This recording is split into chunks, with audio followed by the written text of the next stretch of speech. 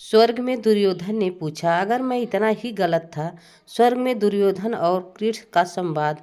दोस्तों, कहानी शुरू होती है स्वर्ग के उस शांत आंगन से जहाँ देवताओं के बीच अचानक सन्नाटा छा गया था। कारण था दुर्योधन, वही दुर्योधन जो धरती पर अधर्म का प्रतीक माना गया। और स्वर्ग पहुँचते ही उसने ऐसा सवाल पूछ लिया कि देवता भी एक दूसरे का चेहरा देखने लगे। उसने धीमे से कृष्ण की ओर देखा और पूछा, क्या छल से जितना ही अधर्म था माधव, क्या आज सत्य का कोई नया रूप सामने आएगा? कृष्ण मुस्कुराए, पर उनकी मुस्कान में गहराई थी और एक ऐसा उत्तर छिपा था जिसे स्वर्गलोक को भी मौन कर दिया। और आज की इस कहानी में जहाँ दुर्योधन ने प्रश्न उठाया, वहीं कृष्ण ने उत्तर देते हुए धर्म की असली परिभाषा सामने रख दी। चलिए शुरू करते हैं इस रहस्यमयी यात्रा को। दुर्योधन ने स्वर्ग में कृष्ण के सामने खड़े होकर बेहद शांत लेकिन गहरी आवाज़ में पूछा, माधव, अगर धर्म हमेशा सत्य के साथ होता है तो युद्ध में छल क्यों हुआ? मैं तो बस अपना हक मांगा था, उससे ज़्यादा कभी कुछ नहीं चाहा। फिर भी मेरे खिलाफ हर बार कोई ना कोई नीति क्यों बनी? उसने सवाल में ना शिकायत थी ना क्रोध, बस जवाब पाने की एक सच्ची बेचैनी थी। देवता भी हैरान थे कि जिसे पृथ्वी पर धर्म का प्रतीक माना गया, वही आज धर्म पर सबसे कठिन प्रश्न उठा रहा था। वही श्री कृष्ण से स्थिर निगाहों से देखते रहे, मानो दुर्योधन के हर कर्म को एक बार फिर मौत की बात। कृष्ण बोले, दुर्योधन, नहीं होता तो धर्मराजों को पहचाना नहीं जाता। उनका उत्तर सुनते ही पूरा स्वर्ग फिर से गहरे सन्नाटे में डूब गया। कृष्ण ने उत्तर में दुर्योधन के भीतर एक सवाल जगा दिया। उसने तुरंत कहा, अगर इरादे ही अधर्म है तो पांडवों का इरादा क्या था? फिर मेरा इरादा अधर्म और उनका इरादा धर्म कैसे हो गया? दुर्योधन के इस प्रश्न पर देवताओं के बीच फिर हलचल हुई। उनके मन में ही यही सवाल वर्षों से घूमता रहा। पांडव धर्म को माध्यम मानते थे, जबकि तुम सत्ता को अपनी शक्ति और अहंकार की भूख बढ़ाने का साधन। दुर्योधन यह सुनकर चुप हो गया और अपनी आंखों में हल्की सी चिंता, जैसे वह अपने भीतर किसी सच्चाई से पहली बार सामना कर रहा हो। कृष्ण की बात सुनकर दुर्योधन ने गहरी सांस लेते हुए कहा, लेकिन माधव, सत्ता की इच्छा तो हर राजा में होती है। अगर मैं भी राज्य चाहता था तो क्या यह अपराध था? स्वर्ग में बैठे ऋषि और देवता इस प्रश्न पर एक दूसरे को देखने लगे। कृष्ण ने बिना किसी कठोरता से कहा, इच्छा अपराध नहीं होती दुर्योधन, तब वह धर्म बन जाती हैं। तुमने राजा बनने से पहले ही उसे खोने के डर को अपने ऊपर हावी होने दिया। उसी डर ने तुम्हें लटका दिया। फिर भी तुम्हारा हृदय नहीं भरा और तुमने हर परिस्थितियों में खुद को ही केंद्र में रखा।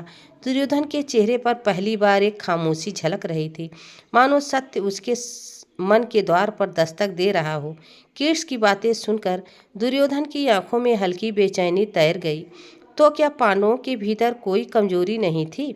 पांडव आपके मार्गदर्शन पर चले, फिर मैं गलत और सही कैसे? कृष्ण ने कहा, कमजोरी होना पाप नहीं है दुर्योधन। हर मनुष्य डरता है, पर मनुष्य टूटता है कि वह टूट कर किस दिशा में जा रहा है। पांडवों ने अपनी कमजोरी को पहचान कर उससे ऊपर उठने का प्रयास किया। दुर्योधन को पहली बार लगा वह अपनी कटुता को समझने लगा है। इसी बीच जैसे कोई धुन हो रही हो और सच्चाई धीरे धीरे साफ होने लगी हो। दुर्योधन अब थोड़ा असहाय हो उठा।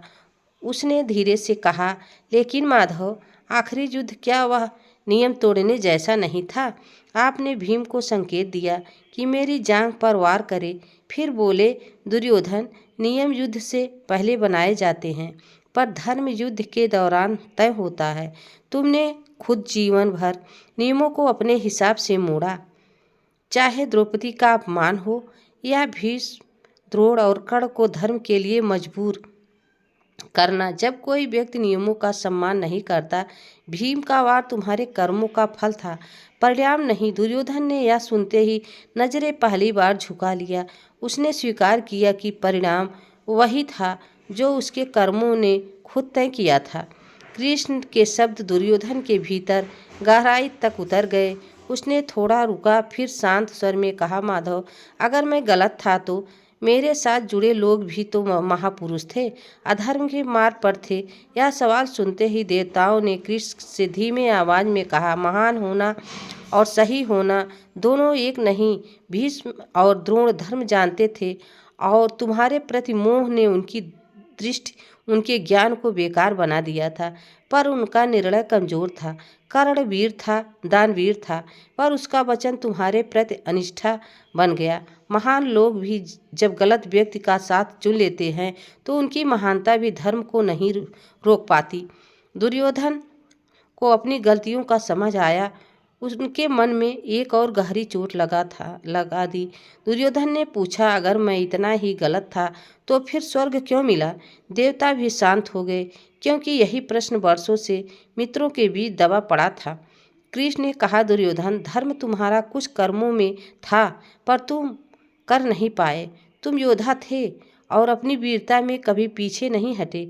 स्वर्ग वीरता का सम्मान करता है, नियत का नहीं। जहाँ न्याय में कभी कमी रह जाती है वही कर्मों का तुला अलग होता है। युद्ध भूमि में तुम्हारी प्रतिज्ञा, पराक्रम और दृढ़ता ने तुम्हें इस लोक का अधिकारी बनाया। दुर्योधन पहली बार भ्रमित नहीं बल्कि शांत दिखाई दिया, जैसे उसे समझ आया कि स्वर्ग दया नहीं बल्कि प्रयत्नों का फल है। दुर्योधन के मन की वर्षों पुरानी बातें ढीली कर दी। अगला सवाल सीधे पूछा, अगर स्वर्ग वीरता को मानता है तो धर्म का स्थान कहाँ है? चाहे वह अच्छे हो या बुरे, लिखते हुए पराक्रम प्रमुख केवल धर्म से मिलता है। जहाँ अहंकार, क्रोध और लालच मिट जाते हैं।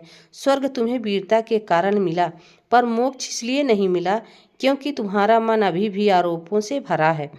जब व्यक्ति अपनी ही बात को सत्य मान कर जीता है तब वह मुक्ति नहीं होता।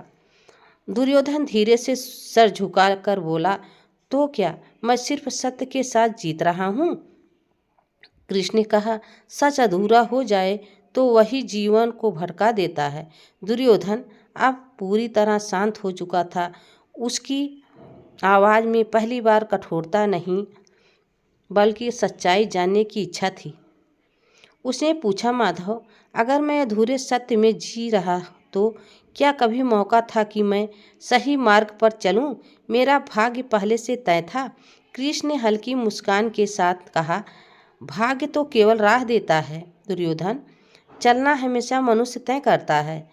तुम्हारे जीवन में कई क्षण थे जहां तुम बदल सकते थे, अपमान रोक सकते थे, पांडवों से युद्ध टाल सकते थे, भीष्म और द्रोण को धर्म के पक्ष में बोलने दे सकते थे, पर हर मोड़ पर तुमने अपनी जिद को चुना, जो धीरे धीरे भाग्य बन गई।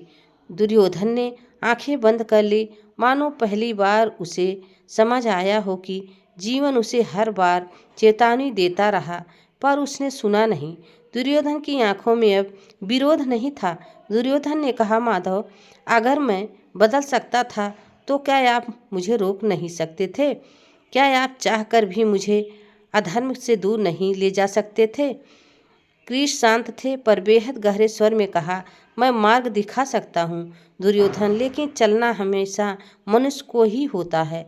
और यहाँ तक कि तुम्हारी माता गांधारी के आशीर्वादों में भी धर्म की चेतावनी थी, पर तुमने उन सब पर अपने अहंकार का पर्दा डाल दिया। दुर्योधन यह सुनकर थम गया। उसके चेहरे पर एक अजीब सी शांति उतर आई। दुर्योधन ने कहा, मैं वह स्वीकार कर चुका हूँ कि उसके जीवन की सबसे बड़ी लड़ाई कृष्ण से नहीं। कृष्ण की उत्तर सुनने के बाद दुर्योधन पूरी तरह सोच में खड़ा रहा। स्वर्ग का वातावरण शांत था, मानो सत्य स्वयं उसके सामने खड़ा हो।